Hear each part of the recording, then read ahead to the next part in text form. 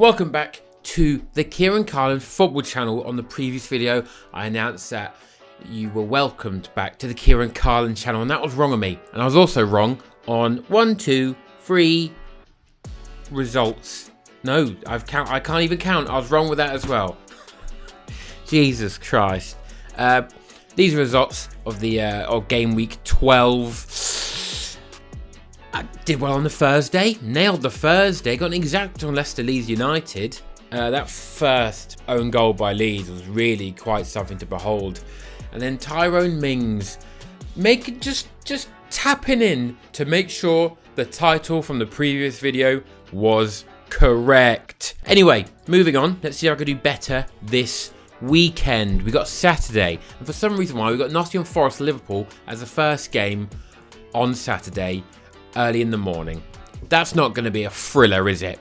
That's going to be a honking watch. Liverpool are going to absolutely batter them. Forest drew with Brighton last time out, but I believe the XG was abhorrent. I believe Brighton absolutely battered them without scoring. And I can't believe that's happened to Brighton. Again? Really? With the same squad? Surely not. De Zerbi carrying on with Graham Potter left off. Nottingham Forest 0, Liverpool 3. Liverpool are back. I mean, they could have conceded. They should have conceded against West Ham, right? West Ham were in there. Could have been a draw, but it wasn't a draw. Okay, that's all that matters. They saved their win and good performance for against us, of course. Just as Tottenham will. Tottenham will beat no other top 6 team, but they'll beat us twice.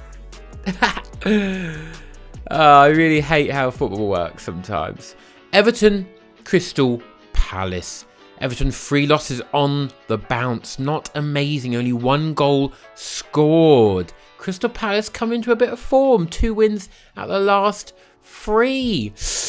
Crystal Palace are finally out of their tough run of games, which gives them a good chance. But I just think Everton at home are tricky little buggers. And my heart says 2-1 Crystal Palace. That's a shocker, isn't it? Huh? But it's going to happen. Going to get all the results right, and whoever's the person putting on an ACCA with all these exact results every week, you, sir, are going to be a millionaire. Manchester City, 1 loss in the past 7. Oh, disgusting. Well, past 10, but I can only see the past 7 results. We're at home to Brighton. I think it's going to be a difficult game, but Brighton haven't actually won in the past 4 games. They've lost twice. That's not the feeling you get, is it, with De Zerbi? But that's true. That's what it is. That's what the facts are telling me. And the facts are telling me in my heart that we're going to win 3-1. I can imagine Brighton going ahead, which is what I say against whatever team Manchester City plays. Chelsea, Manchester United. Chelsea, a renaissance. But they finally didn't win under Potter. They got a draw with Brentford, which is pretty embarrassing if you ask me. Manchester United, oh, they're back, we say, as one of the worst teams to come to the Etihad this season, managed to beat Tottenham, notoriously terrible team, against the top teams. So I'm going to go 2 to Chelsea, and I'm going to go 2 to Man United. Okay, I'm actually going to go for a 2-2 draw, because when I was doing the alliteration of all the T words, I just felt natural to then go into 2-2. So it's going to be 2-2, which is probably the best basis that anyone has ever decided a football match on. Alliteration. That's the sort of content you get here. That's the sort of knowledge I'm bringing to the game. Talking about knowledge and lack of, Aston Villa versus Brentford. Now, poor Stevie G has been sacked, and he got sacked immediately after the game. And the problem with that is that he could have still been on the coach. He could have still been on the coach when he was sacked. And if he was sacked on the coach, how awkward is that? I can't believe how awkward that is. Either that, or he was told to not even get on the coach, and they just told him to make his own way home. And either way, it's disgusting. It really is disgusting. What is disgusting is this accent. I'm not even entirely sure if it's good or bad. It's just got a tinge of something. So for this game, I'm going to go for... I don't think there's going to be a new manager bounce, because I don't think there's going to be a new manager yet for Villa. So I'm going to go 2-1 Brentford, because I think Brentford, they got the quality to get past them. And Aston Villa have Tyrone Mings, and he is dog shit. So Aston Villa going to lose 2-1. Leeds United, in the past 7 games, no wins, 2 draws. My heart said for them to win in the previous game against Leicester City. But my brain said 2-0 Leicester, and I got an exact with a 2-0. So I can't go with heart for this one, because I've got too many things in the game, too many reasons to love Leeds United. Fulham, Big Micho has returned, and in the 2 games he has returned, draw, win, scored in both. It's going to be a Fulham win. It's going to be a Fulham win. I think Leeds' problem, Leeds' problem right now is that it's just not good enough, right? That's my analysis. It's just not good enough. And you know what I think would stop the rot if they lose this game, properly kickstart their season? Or even if it didn't, what would cause them more joy and happiness at each game? And more chance of, we all love Leeds, is the appointment of Marcelo Bielsa. Get him back. Come on, they would all love it. All the players would love it. Calvin Phillips would be slightly upset. The Fulham, are they successful away from home? Or they're bad away from home? Oh, this changes it. I'm going to go with my heart. 2-1 to Leeds.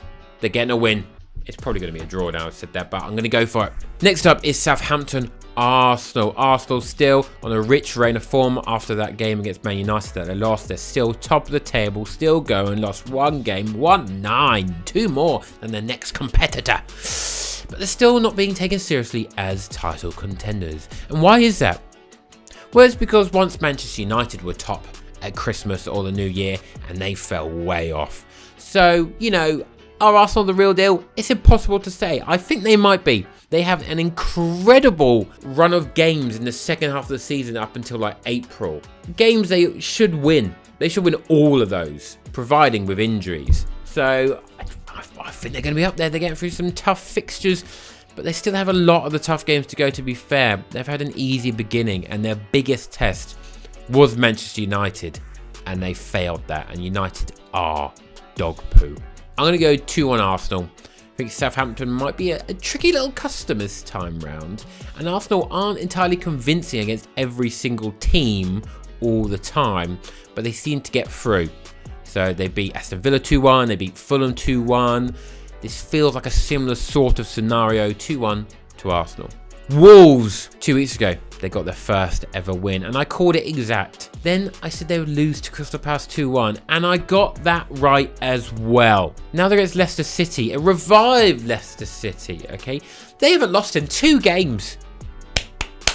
That's amazing. Well done, Leicester. Well done, friends. I hate Leicester as well.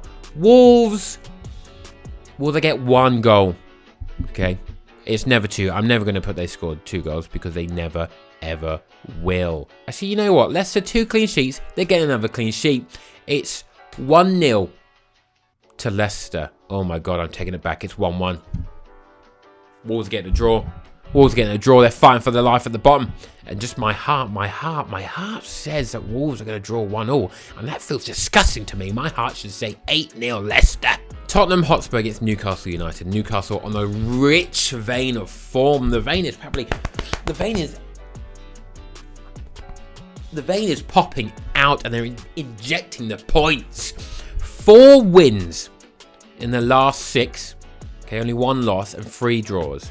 Incredible. Tottenham, a dramatically shit display against Manchester United, and the fans were frothing. Absolutely foaming at the mouth, and rightly so. It was seriously dull. Oh my good God. Any Tottenham game is painful, apart from when they beat us twice a year. But Tottenham are at home, and Newcastle are a good side. Tottenham aren't going to lose, but I don't think Newcastle are going to win. Newcastle, I don't think they've beaten a big team away from home. They lost to Liverpool in the last second when they really shouldn't have, but that was from their own doing, and they've learned from that. Okay, they drew with us. I think they're going to draw. I think it's going to be a 2-2 draw. And the final game, it is West Ham versus Bournemouth. This is a cherry. That's a cherry. Okay, that's 1 cherry, 2 cherry, and that's the stem. West Ham, Bournemouth. West Ham, now they did come back with 2 wins. They were finally winning games, took them off the bottom. They're now 13th. That's come out of nowhere. They were rock bottom. Well, Leicester were slightly above the worst. Bournemouth, Gary O'Neill's tricky Bournemouth. They're sitting in 12th, 13 points. This is a big game. West Ham win, they leapfrog Bournemouth. Bournemouth win, they're putting daylight between them. 5 points, that'd be at least 2 game weeks. Incredible. Bournemouth, sadly, their run came to an end and lost to Southampton. West Ham lost to Liverpool and they missed a pen. They should not have lost. They should have at least got a draw out of that game. Now, West Ham are at home, which I feel like might give them the advantage. I feel like there's going to be a bit more optimism around the London Stadium, which I have been. I went there for the Olympics. I'm going to go for a resilient, I nearly clicked on 7 then. I'm going to go for a 2-1 to West Ham. I will get round to doing more videos which aren't just game week predictions, don't you worry. Have a lovely lunch and a lovely weekend, and I will see you in the next one. Bye!